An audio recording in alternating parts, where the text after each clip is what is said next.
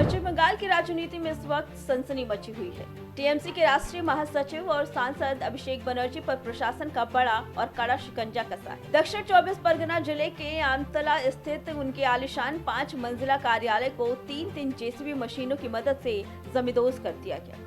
प्रशासन की इस धुआंधार कार्रवाई ने राज्य की सियासत में भूचाल ला दिया है और हर तरफ एक ही सवाल गूंज रहा है कि अब टीएमसी और अभिषेक बनर्जी का राजनीतिक भविष्य क्या होगा।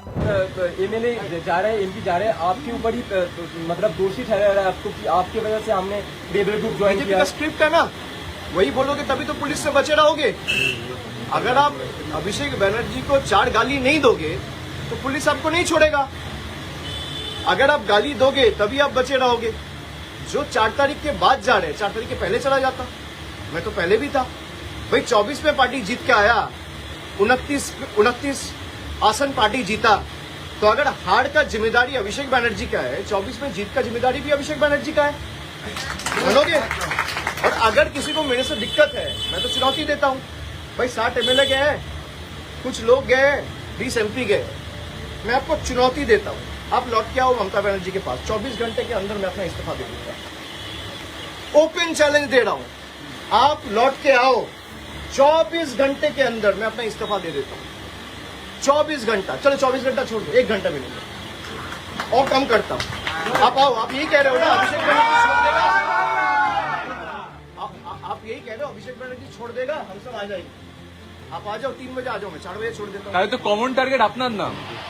আমি তো সেটাই বলছি যে যাদের সমস্যা রয়েছে তারা যদি বলে যে দলের এই পারফরমেন্সের জন্য বা পরাজয়ের জন্য যদি অভিষেক বন্দ্যোপাধ্যায় দায়ী হয়, তাহলে 24-এ যে তৃণমূল কংগ্রেস 29টা আসন পেয়েছে তার কৃতিত্বও আমার।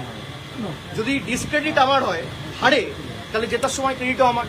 আর যাদের আমাকে নিয়ে সমস্যা তাদেরকে অনুরোধ করব যে মানুষ বোকা নয়। আজকে 18 তারিখ, আপনি 19 তারিখ আসুন, 20 তারিখ আসুন, 21 তারিখ আসুন, যবে আসার আসুন, আজকে চলে আসুন, আপনারা ফিরে আসুন, আমি 1 ঘন্টার মধ্যে ইস্তফা দিয়ে দিচ্ছি। কেউ আসবে না।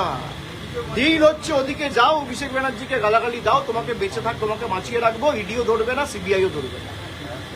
যাদের বিরুদ্ধে ভুড়ি ভুড়ি অভিযোগ তারা এখন হয় পুলিশের কাছে ধৃত, না হলে পালিশ চাটা ঋতব্রত। ये पूरा विवाद तब और गहरा गया जब कोलकाता नगर निगम और जिला प्रशासन ने इस 5 मंजिला इमारत को पूरी तरह अवैध घोषित कर दिया। जांच में सामने आया कि ये इमारत बिना किसी वैध अनुमति और स्वीकृत नक्शे के बनाई गई थी। जानकारों के मुताबिक जिस जमीन पर यह आलीशान दफ्तर खड़ा किया गया है वो अभिषेक बनर्जी के विवादास्पद कंपनी लिप्स एंड बाउंस से जुड़ी संपत्तियों का हिस्सा है। प्रशासन ने इस अवैध निर्माण को लेकर अभिषेक बनर्जी और उनकी कंपनी को 1 या 2 नहीं बल्कि कई बार कड़े नोटिस जारी किए थे। बार बार स्पष्टीकरण मांगने और दस्तावेज पेश करने के निर्देश देने के बावजूद अभिषेक बनर्जी या उनकी टीम की तरफ से कोई जवाब सामने नहीं आया। जानकारों का कहना है कि जब निर्माण 100% अवैध था और कागजात का अता पता नहीं था, तब बचाव में कोई बयान देना मुमकिन ही नहीं था। अंततः प्रशासन ने कानून का डंडा चलाते हुए भारी पुलिस बल और केंद्रीय बलों की मौजूदगी में इस अवैध ढांचे को मलबे के ढेर में तब्दील कर दिया। देखिए, इलीगल उनकी ऑफिस है, उसको तोड़ा गया है। अब वो अगर लीगल है उनका तो पार्टी उनका जो ऑफिस है तो दिखाने के लिए बोलिए पेपर्स।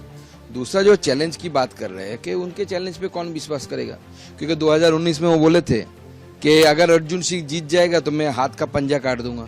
अर्जुन सिंह जीत गया, हाथ का पंजा नहीं काटा। तो हर बार ऐसे चैलेंज करते हैं।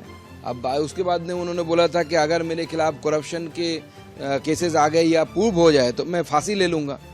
तो अब तो कुछ प्रूफ होना बाकी नहीं रह गया, सारा बंगाल जानता है क्या उन्होंने किया।